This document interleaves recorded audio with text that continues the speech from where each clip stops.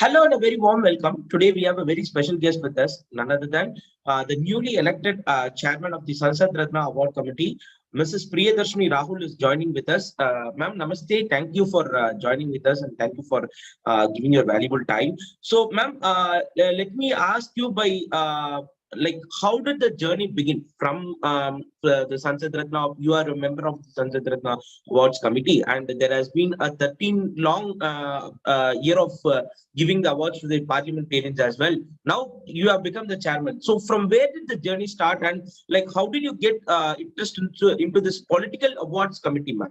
Tell me about yourself briefly. Hi, Dharma. Thank you so much for coming over to listen to what we've been doing. See, I am Priyadharshni. So I hail from Chennai. So all my education had been in Chennai. Now I've settled in Delhi. So I'm a practicing advocate in Supreme Court of India. I also practice in High Courts. So this is like my personal side of it. So when it comes to Sansad Ratna Awards, so I've been knowing Srinivasan sir for almost like 15 years now. So Srinivasan sir's acquaintance with me has been even before that, me being a part of Sansad Ratna Awards. So I did political science. My graduation was political science in Madras Christian College, and post I did masters in psychology before I started getting into litigation. So I always had an inclination to politics because I was a political science student myself. Though I was a science background student, I chose to do political science for the flair I had for politics.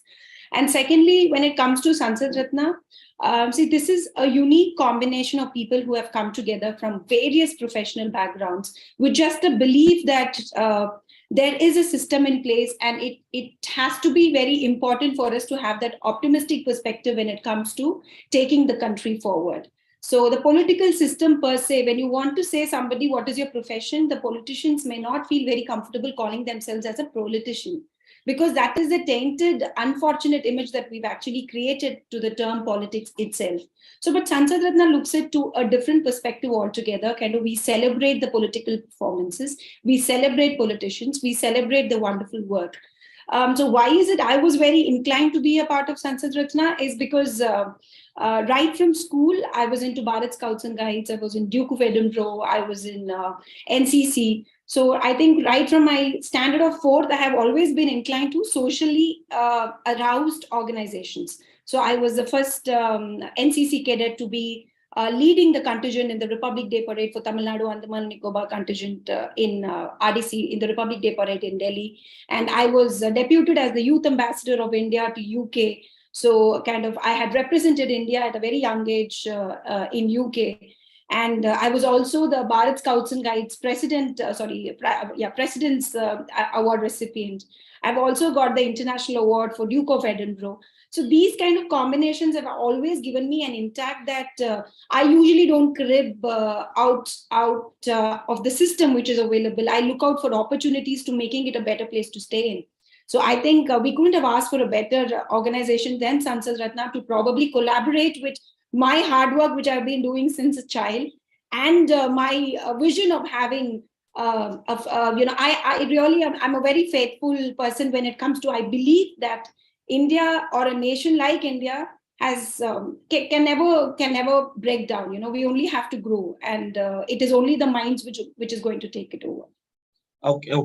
Ma'am, where did the journey start actually, the Sansad Ratna? Because like we were seeing that Srinivasan sir was very innovative in doing this thing, and Dr. Kalam was Srinivasan sir was associated with Dr. Kalam as well. So where did this journey started? And like when I see the award recipient of the Sansad Ratna Awards, like there were very less known people actually, because there were very unknown people who are getting those awards. They are parliamentarians and they are not known to the mainstream society or mainstream social media as well.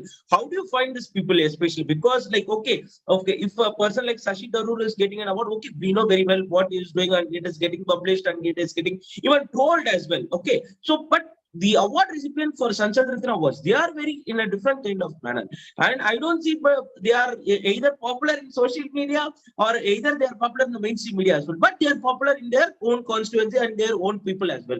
How do you find these kinds of people, and where did the journey actually of the Sansad Ratna journey actually started? Mr. Prime Point Srinivasan, who's the founder of Prime Point Foundation. So we are actually coming close to about the 25th year of this organization. So that's a non-for-profit organization.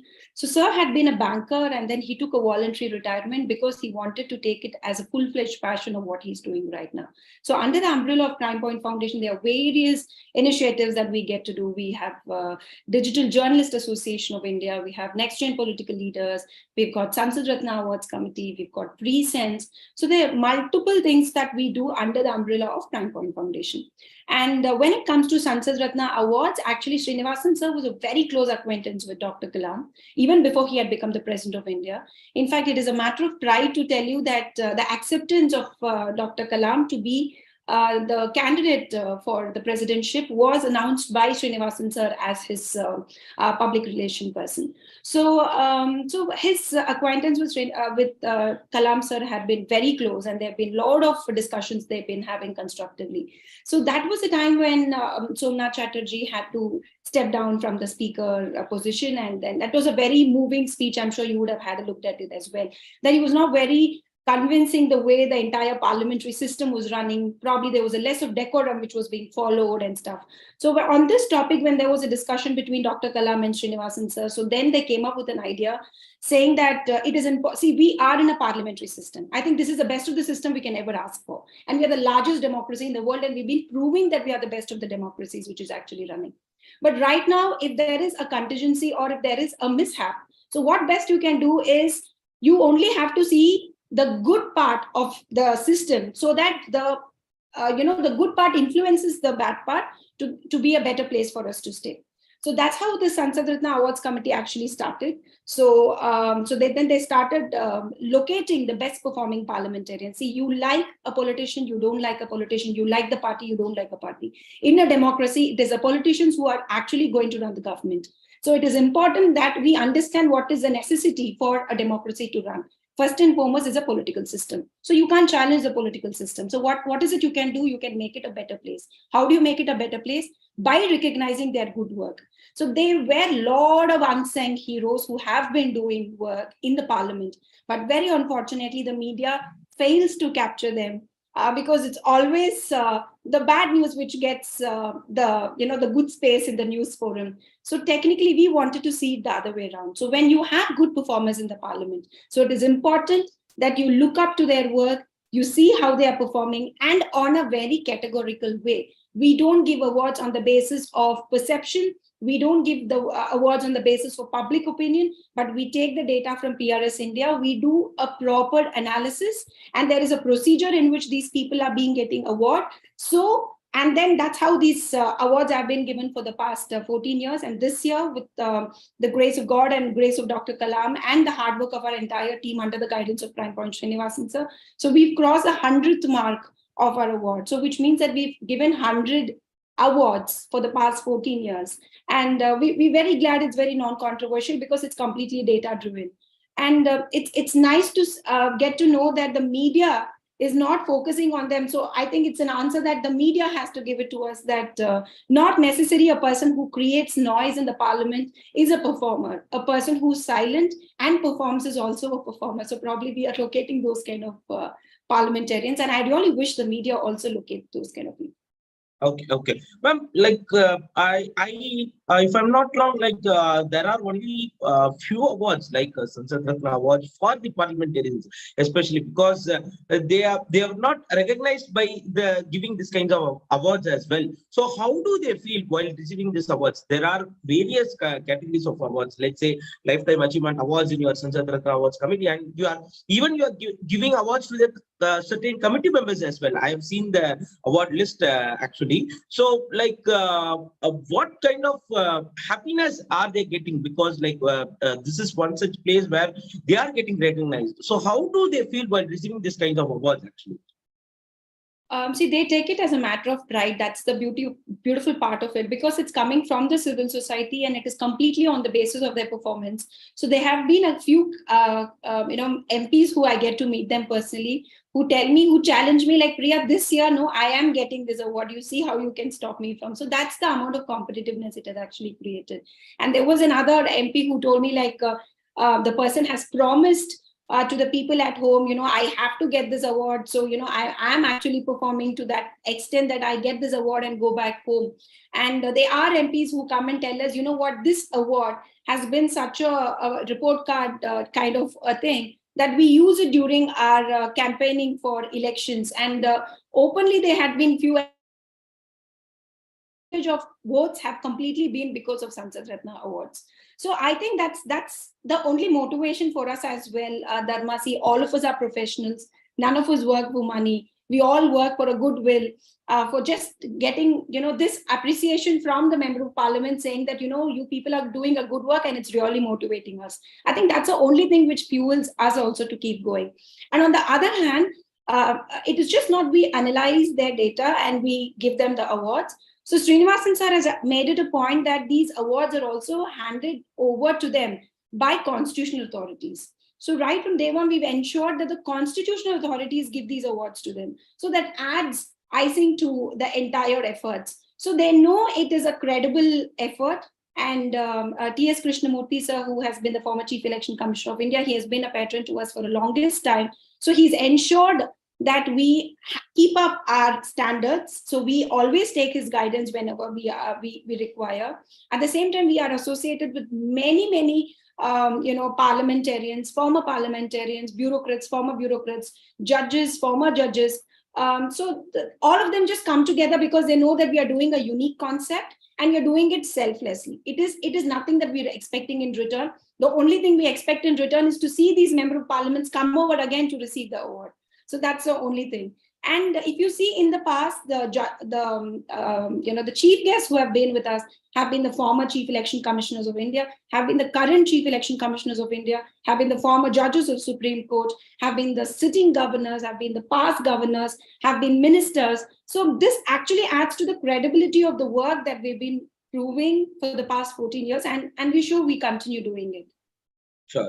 Ma'am, like now you have been elected as the chairman of the Sansad Ratna Award Committee as well. So what's your vision? What is the next level in which the you think that this Sansad Ratna Awards should be given, or the committee which has to be in there? What is your vision on that, ma'am? See, I have been with Sansad Ratna for the past 8 years. So I have actually started my journey with Sansad Ratna, picking up the chair and putting it in one corner. I had no positions, neither I had any inclinations to come into any position. So I just came as a volunteer because Srinivasan sir had called me, that's it. So I had no expectation from taking back anything from here. But yes, gradually the work, it happened, the way people used to be committed. And just imagine IIT Madras, such an institution, which has been recognized for its credible, teaching arena. So they being associated with Sansad Ratna itself proves the credibility that we've been working, and they've been our partners for almost like 7 years. We've been doing in their campus for almost 7 years. So it means that there is high quality into the system. So we've been till about the 10th edition of Sansad Ratna, we've been doing it in Chennai. So till 9th edition, we were at IIT Madras, and the 10th edition, we did it at the Raj Bhavan, Chennai. And then from the 11th edition onwards, we had come over to Delhi because we felt we are now stabilized, equipped, that we take the next step forward. So there is one mantra which we always follow, which Srinivasan sir tells us, is like one step forward, no step backward. So ensure that your feet is firm on the ground before you take the next step. To ensure that you're very ambitious, you have a lot of ideas, but that ambitions and those ideas should not make you unstable. So that's the reason we're very, very conscious in every step we take. So we take very firm steps. So even coming to Delhi, we took almost 10 years to be sure that we'll be able to sustain in Delhi, we'll be able to go give a good show. And for the past 3 years, we've been doing it in Delhi, and we're so glad that we've taken up to a better level from where we were in Chennai. So now what is it we're going to do is, yes, all these years we've been giving awards on the basis of their performance. So there have been few MPs who don't be very regular in the parliament and be probably could compete to the top 1 or 2, but they really do great work when it comes to their constituency. So Srinivasan sir wanted to find a way out that we kind of reach out to these kind of member of parliaments who may not be performing good in the parliament, but they do extraordinarily well in their constitution. So probably that's one thing that we are working on, because that again has to be driven with data. Everything has to be driven with scientific backing, so that we also keep the that apprehensions away.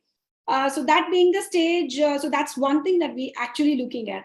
And second thing, we did have options, and we had a couple of conversations with other countries, probably either to do it as a exchange program, or probably we kind of do similar programs for them in their parliament.